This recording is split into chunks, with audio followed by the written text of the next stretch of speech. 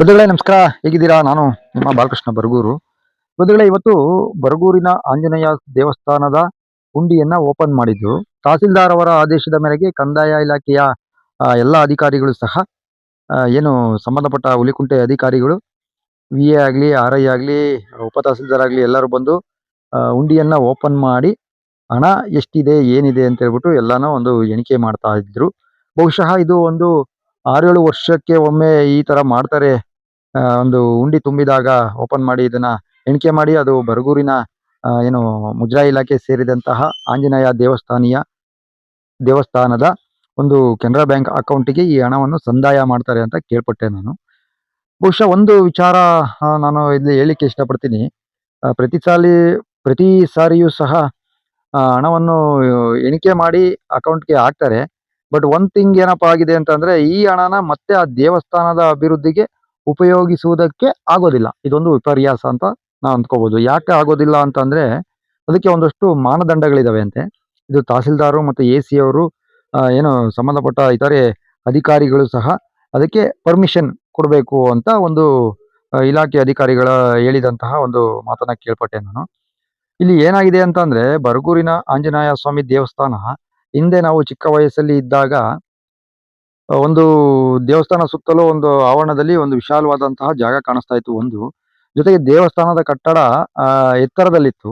ಇತ್ತೀಚೆಗೆ ಏನಾಗಿದೆ ಅಂತ ಬರ್ತಾ ಬರ್ತಾ ಬರ್ತಾ ಅಲ್ಲಿ ಏನೋ ಎತ್ತರದಲ್ಲಿದ್ದಂತ ಒಂದೇ ಮಟ್ಟಕ್ಕೆ ಭೂಮಿ ಮತ್ತು ದೇವಸ್ಥಾನ, ಆ ದೇವಸ್ಥಾನ ಕಟ್ಟಡಕ್ಕಿಂತ ಭೂಮಿ ಎತ್ತರವಾಗಿ ಒಂದಷ್ಟು ಮಳೆ ಬಂದಾಗ ನೀರು ಒಳಗಡೆಗೆ ಹೋಗುವಂತಹ ಸನ್ನಿವೇಶಗಳು ಸಹ ನಾವು ನೋಡಿದೀವಿ.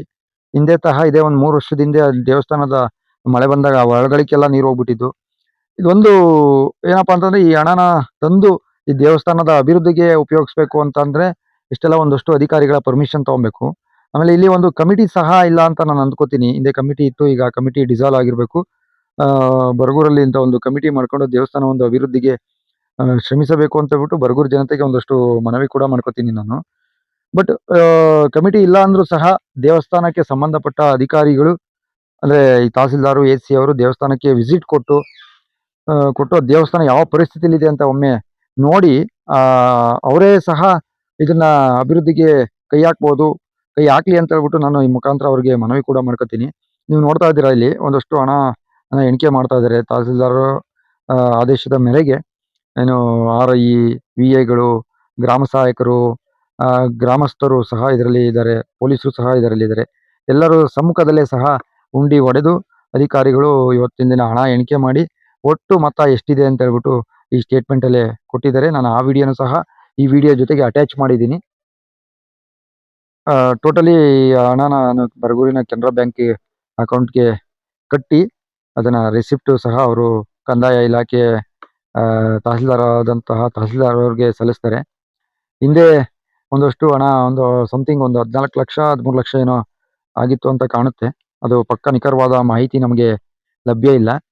ಇದನ್ನು ಒಟ್ಟಿಗೆ ಸೇರಿಸಿದ್ರೆ ಒಂದಷ್ಟು ಹಣ ಆಗುತ್ತೆ. ಇದೇನಾದ್ರೂ ದೇವಸ್ಥಾನದ ಅಭಿವೃದ್ಧಿಗೆ ಉಪಯೋಗಿಸಿದ್ರೆ ಒಳಿತಾಗುತ್ತೆ. ಬರಗೂರಿನ ಜನರು ಸಹ ಇದನ್ನ ನೆನ್ಪು ಮಾಡ್ಕೋತಾರೆ ಅಂತ ನಾನು ಈ ವಿಡಿಯೋ ಮುಖಾಂತರ ಕೇಳ್ಕೊತೀನಿ. ಏನೇ ಆಗ್ಲಿ, ನಾನು ಎಲ್ಲರಲ್ಲೂ ಕೇಳ್ಕೊಳ್ಳೋದಿಷ್ಟೇ, ಎಲ್ಲ ಅಧಿಕಾರಿಗಳು, ಸಾರ್ವಜನಿಕರು ಹಾಗೂ ಭಕ್ತಾದಿಗಳು ಎಲ್ಲರೂ ಕೈ ಜೋಡಿಸಿ ಒಮ್ಮತದಿಂದ ಇದೇ ದೇವಸ್ಥಾನದ ಅಭಿವೃದ್ಧಿಗೆ ಬಳಸಿದ್ರೆ ತುಂಬಾ ಒಳ್ಳೇದು ಅಂತ ನನ್ನ ಅಭಿಪ್ರಾಯ ಕೂಡ.